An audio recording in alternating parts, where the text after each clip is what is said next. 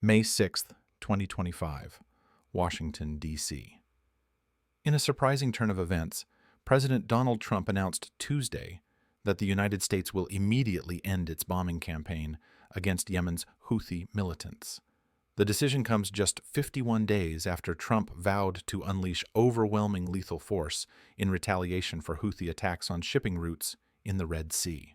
Speaking from the Oval Office during a meeting with Canadian Prime Minister Mark Carney, Trump said the Houthis had capitulated and requested an end to hostilities.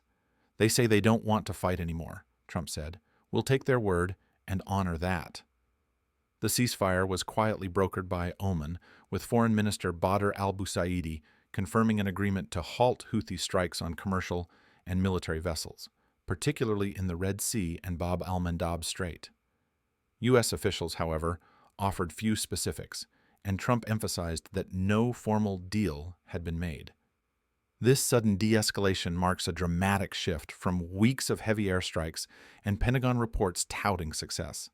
Just days ago, U.S. defense officials claimed over 1,000 Houthi targets had been hit, killing hundreds and destroying key military infrastructure. Yet the campaign was mired in controversy, including a deadly strike on civilians and the accidental loss of a $67 million fighter jet. Critics argue the ceasefire lacks clarity and could be premature. Houthi leader Mohammed al-Busaidi publicly denied any halt to operations, stating that attacks on Israel and Red Sea targets would continue until the aggression on Gaza ends.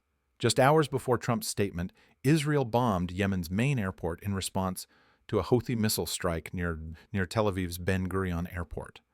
While the administration claims this move restores freedom of navigation, some analysts view it as a political gamble. Trump's supporters framed it as a diplomatic win. Detractors say it glosses over unresolved threats and ongoing hostilities in the region.